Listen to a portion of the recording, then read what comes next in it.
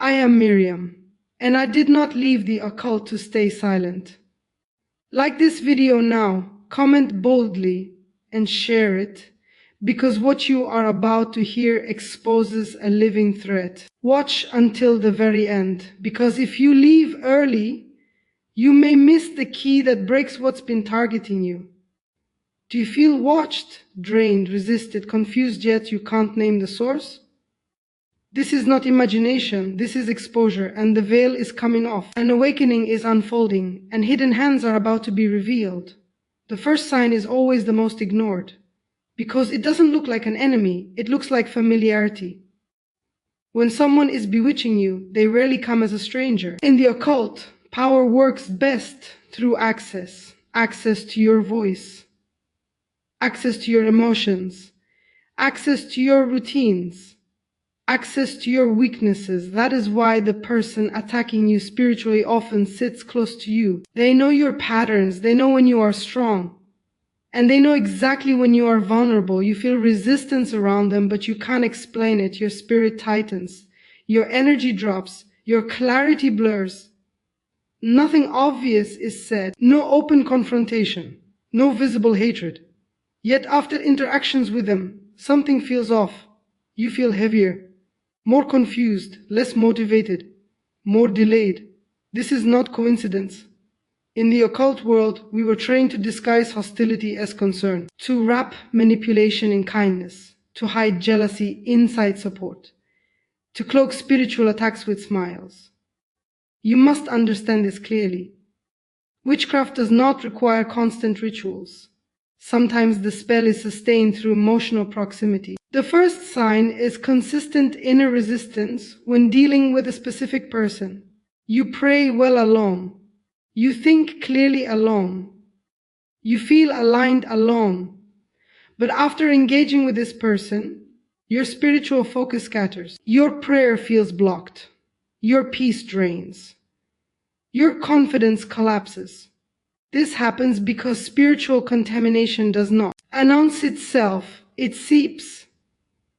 You start questioning decisions you were once sure about. You delay actions you were once ready to take. You second-guess paths you already confirmed. And the dangerous part, you begin blaming yourself. That is exactly how it works. The person may constantly ask questions about your plans, not because they care, but because information fuels targeting. In witchcraft, knowing your intentions gives power to oppose them. Knowing your next move allows spiritual interference to be timed. Pay attention. Do they always know when something good is about to happen to you? Do they appear right before breakthroughs? Do they suddenly show concern when you gain clarity? That is not coincidence. That is monitoring.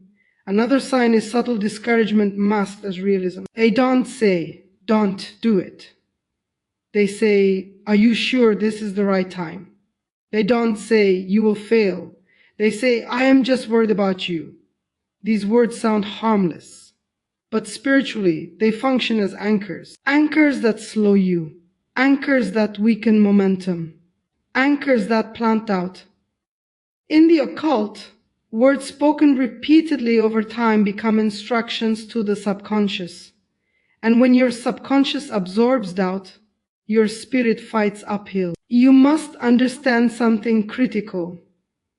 Not everyone attacking you wants your destruction. Some want control, some want you stagnant, some want you dependent, some want to delay you until opportunity expires, so the attack is subtle. You notice that whenever you share excitement, it dies in the room. Whenever you share joy, it feels minimized. Whenever you share testimony, it feels dismissed. Your spirit notices before your mind does. You feel spiritually naked around them. You feel overexposed. You feel like you've shared too much, even when you haven't. That discomfort is not anxiety. It is discernment. In witchcraft, emotional exposure creates energetic openings. The more you talk, the more doors you unknowingly open. That is why the first instruction we were given was, get close, get trusted, get information. That is how targeting becomes precise. You also begin experiencing unexplained opposition after encounters with them. Plans fall apart. Messages don't go through. Delays increase. Misunderstandings multiply. The timing is always suspicious. This is because spiritual interference often activates through contact, not physical touch, emotional exchange. They don't need to be powerful witches. They just need access and intention. Even jealousy can fuel spiritual harm when mixed with occult curiosity, envy, or bitterness. Now hear this clearly. Not everyone causing this is conscious of it. Some people participate unknowingly. Their emotions, resentments, or fixation become tools for darkness. But that does not reduce the impact. Your spirit still bleeds. You may notice they ask probing questions after you pray or fast. They suddenly want updates. They suddenly show up. They suddenly reinsert themselves. This is because spiritual activity threatens hidden opposition. Light agitates what prefers darkness. And when you start growing, resistance intensifies. The first sign is not attack, it is unease. Unease that repeats. Unease that returns. Unease that warns. Your spirit is not dramatic. It is perceptive. You feel tired after talking to them. You feel drained after explaining yourself. You feel emotionally foggy afterward. This is not normal connection. This is extraction. In witchcraft, draining energy weakens resistance. A tired spirit cannot fight effectively. That is why the enemy loves familiarity, because you lower your guard. You excuse behavior. You rationalize feelings. You ignore patterns. But patterns are the language of spiritual truth. If the same person consistently appears before disruption, before confusion, before loss of momentum, you are being warned. This point is not about accusation. It is about awareness. Do not confront. Do not accuse. Do not expose prematurely. Awareness is power. Silence is strategy. Boundaries are protection. Once you identify the pattern, you stop feeding access. You limit information. You guard emotion. You reclaim authority. And when access closes, influence weakens. This is how you begin breaking spiritual interference, not with fear, with clarity, not with panic, with precision. The first sign is already speaking to you. The question is whether you are listening. The second sign is more aggressive because it appears after you move forward. You finally make a decision. You finally commit. You finally pray with authority. You finally feel peace. And then confusion erupts. Not slowly, not gradually. Suddenly, your thoughts scatter. Your confidence shakes. Your certainty collapses. This is not normal doubt. This is interruption. When someone is actively bewitching you, progress triggers response. In the occult world, movement is monitored. Momentum is tracked. Breakthroughs are watched. And when you cross a line spiritually, resistance is released. You begin questioning things that were already settled. You revisit decisions already confirmed. You replay conversations that no longer matter. Your mind becomes noisy. Your focus fractures. Your peace evaporates. This is how spiritual sabotage works. It doesn't always block the door. Sometimes it scrambles your direction until you stop walking. You must understand this clearly. Confusion is not neutral. It is a weapon.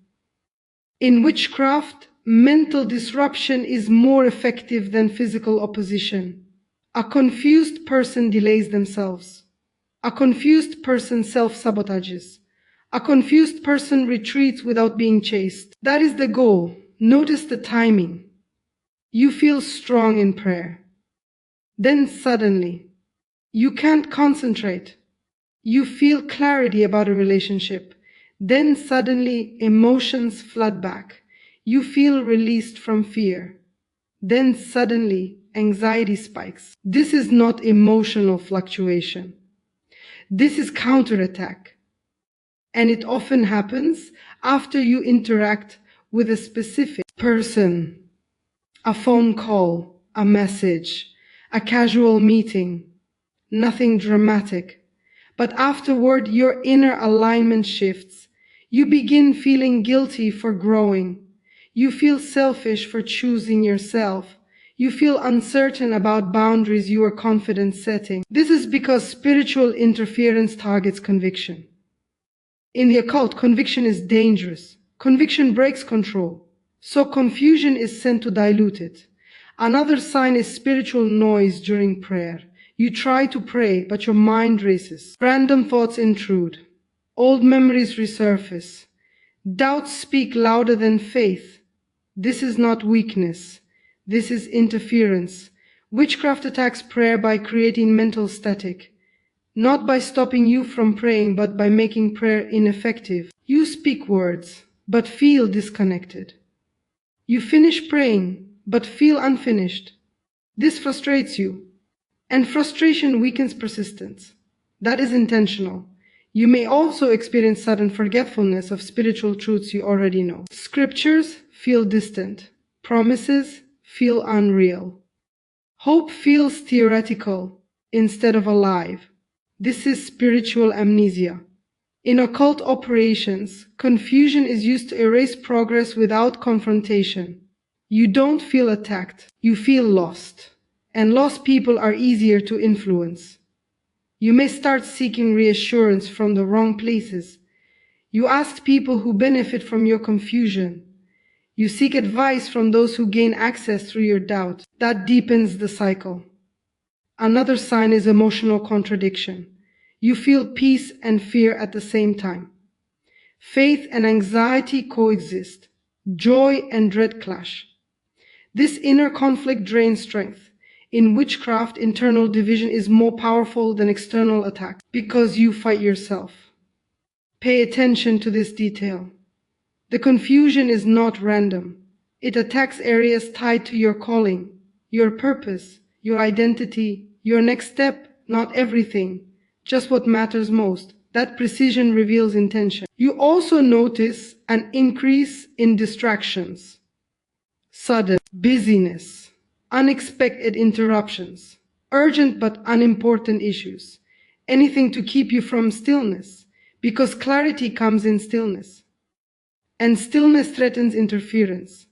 The second sign also includes emotional misalignment with God. You still believe, but you feel distant. You still pray, but you feel unheard. This is dangerous territory, because prolonged spiritual distance creates vulnerability, and vulnerability invites further attack.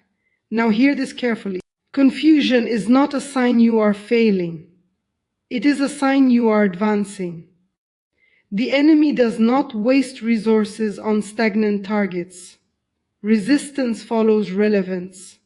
The key is response. Do not try to reason through confusion. Do not debate doubt. Do not entertain the noise. Spiritual confusion is not solved by logic. It is broken by authority. You respond by grounding yourself, by reducing access, by guarding communication. You stop explaining yourself. You stop oversharing. You stop seeking validation. You return to stillness. And stillness restores alignment. When clarity returns quickly after distance from a specific person, the source has been identified. This is not accusation. This is discernment. Distance is not punishment. It is protection. And protection restores peace. Once you recognize this sign, you regain control. Confusion loses power when it is exposed, and exposure is exactly what this moment is about. The third sign is dangerous because it feels personal. It reaches your emotions. It targets your compassion.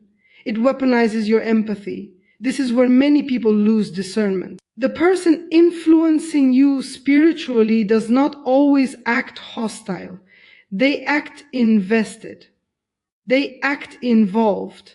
They act concerned. But the concern is selective, and the emotion is strategic. In the occult, emotional hooks are more powerful than rituals because emotions bypass logic. They override boundaries. They silence discernment. You begin noticing that this person reacts strongly to your independence. They become uneasy when you grow confident. They become emotional when you assert boundaries. They may accuse you of changing, of becoming distant, of no longer being the same. This is not observation. This is resistance. When spiritual influence weakens, emotional pressure increases. They may remind you of shared history, shared pain, shared struggles. Not to heal, but to bind. In witchcraft, emotional debt is used to maintain access. You owe me. I was there for you. Don't forget what we've been through. These statements sound relational, but spiritually, they are anchors. Anchors that pull you back when you try to move forward. You start feeling guilty for choosing peace. You feel selfish for protecting your space. You feel responsible for the emotions. This is not love. This is control. Another sign is emotional volatility around you. Their mood shifts suddenly when you share good news. Their tone changes when you speak with clarity. Their energy drops when you speak with authority. You feel like you must manage their reactions. You begin editing yourself. You begin shrinking your voice. That is not harmony. That is suppression in occult dynamics. Suppression keeps the target manageable. You may notice they often position themselves as victims. Life is always happening to them. They are always misunderstood. They are always suffering. This creates emotional leverage. You feel compelled to comfort, to explain, to rescue. But every emotional rescue increases access, and access fuels influence. You also notice something unsettling. Their advice consistently benefits their position. They discourage your independence. They question your decisions. They plant doubt under the guise of protection. I'm just worried. I don't want you to get hurt. I'm thinking of your best interest. But their words drain your confidence. That is not guidance. That is manipulation. In witchcraft, emotional manipulation is used to destabilize authority. A person unsure of themselves is easier to influence. Another sign is emotional exhaustion after interactions. You feel heavy. You feel overwhelmed. You feel responsible for fixing things that are not yours. You replay conversations. You analyze tone. You question whether you were too firm. This mental loop weakens clarity. And weakened clarity opens doors. Pay attention to this. True concern empowers you. False concern entangles you. True support strengthens boundaries. False support erodes them. You may also notice spiritual guilt being used. They imply that your boundaries are unloving, that your growth is pride, that your confidence is arrogance. This is subtle spiritual sabotage. In the occult, guilt is used to override intuition. When you feel guilty, you stop trusting yourself. And when you stop trusting yourself, you become dependent on external voices. That dependency is the objective. You also experience emotional confusion after setting boundaries. You feel relief but also fear. Peace but also dread. That emotional backlash is not natural. It is resistance to lost access. When influence weakens, pressure increases. Another clear sign is the use of urgency. They demand immediate responses, immediate decisions, immediate emotional availability. Urgency bypasses discernment. In witchcraft, urgency is used to prevent reflection. You feel rushed to explain, rushed to justify, rushed to comply. That is not relationship. That is pressure. The third sign is not about cruelty. It is about control through emotion. You must understand this. Not everyone doing this is consciously practicing witchcraft. Some people are channels. Their unresolved pain becomes a tool. Their insecurity becomes a weapon. Intent does not change impact, and impact is what matters. The moment you recognize emotional manipulation, you reclaim authority. You stop explaining. You stop over-apologizing. You stop absorbing responsibility that is not yours. You remain calm. You remain firm. You remain silent when necessary. Silence disrupts manipulation because manipulation needs reaction. And when reaction ends, influence weakens. This sign reveals itself through patterns, not incidents. One conversation can be misunderstood. A pattern cannot. If emotional pressure consistently follows your growth, you are being restrained. And restraint is not love. This awareness is not meant to harden you. It is meant to protect you. Because once emotional access closes, spiritual interference loses leverage. You are not abandoning anyone. You are aligning yourself. And alignment restores power. The fourth sign appears when you begin to pull away, when you reduce access, when you stop feeding information, when you guard your spirit. This is the most revealing sign of all. Because when influence loses access, it reacts. You create distance, and suddenly tension increases. Not gradually, immediately. Misunderstandings rise without cause. Accusations appear without evidence. Conflict surfaces without warning. This is not coincidence. This is exposure. In the occult, loss of access triggers escalation. When subtle influence fails, disruption begins. You may notice sudden opposition in areas that were once smooth, unexpected arguments, sudden resistance from mutual connections, strange emotional backlash. The timing is precise. It happens after you stop sharing, after you become private, after you strengthen boundaries. This is how you know access mattered. Another sign is reputation pressure. Suddenly people view you differently. Words are twisted. Your intentions are questioned. You feel misunderstood, but you didn't change. This is spiritual retaliation. In witchcraft, social pressure is used to isolate targets. Isolation weakens confidence, and weakened confidence invites re-entry.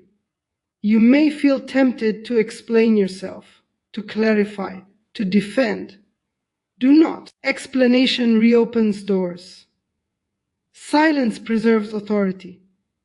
You also experience unusual resistance in prayer and progress, but only temporarily. This is critical. When you cut access, interference flares briefly before weakening.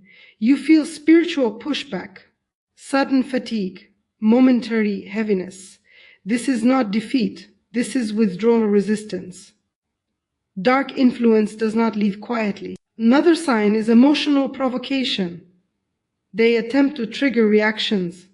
They push familiar buttons. They revive old conflicts. This is bait. In the occult, emotional reactions restore access. Anger, fear, guilt. Any reaction creates connection. And connection reopens influence. You must remain composed. Calm disrupts manipulation. You may also notice that once you maintain distance, clarity increases rapidly, your thoughts stabilize, your prayer deepens, your confidence returns. This contrast is evidence. If peace returns in distance, distance was necessary. Another powerful indicator is this. They resist your silence more than your words.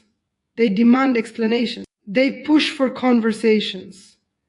They insist on emotional engagement. This is not reconciliation.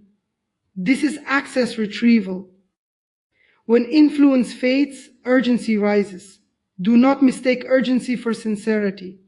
True reconciliation respects boundaries. Manipulation demands access. You may also experience sudden emotional dreams or intrusive thoughts connected to them. This is residual attachment attempting reconnection. Do not panic. This fades as authority strengthens. The fourth sign also includes a strange relief mixed with fear. Relief because your spirit is free. Fear because control is breaking. That fear is not warning. It is conditioning. Your spirit is adjusting to freedom. Another indicator is increased clarity about past events. You suddenly see patterns. You remember moments that felt wrong. You recognize red flags you once ignored. This is not bitterness, this is illumination. Exposure often comes after separation, and once seen, it cannot be unseen. You must understand this deeply. Spiritual authority does not shout. It stands. You do not need to confront. You do not need to accuse. You do not need to prove. Distance is the declaration, and peace is the confirmation. The fourth sign confirms what the first three revealed. When access ends and resistance rises, the source has been identified. This is not about hatred. It is about holiness. It is about protecting your calling, your clarity, your future. You are not obligated to carry what drains you. You are not required to explain obedience to your spirit. You are authorized to walk away from interference. And once you do, power returns, calm returns, focus returns, momentum resumes, because what was interfering no longer has access. This is not loss. This is liberation. You were not imagining it. You were discerning it. What was hidden has now been exposed, and your authority has been restored. Stand firm, guard your spirit, and walk forward without fear. Comment now to confirm what you recognized and share this message to awaken others. Remember, watching until the very end was not optional, it was strategic. You are no longer confused, no longer bound, no longer delayed. You move forward in clarity, power, and victory.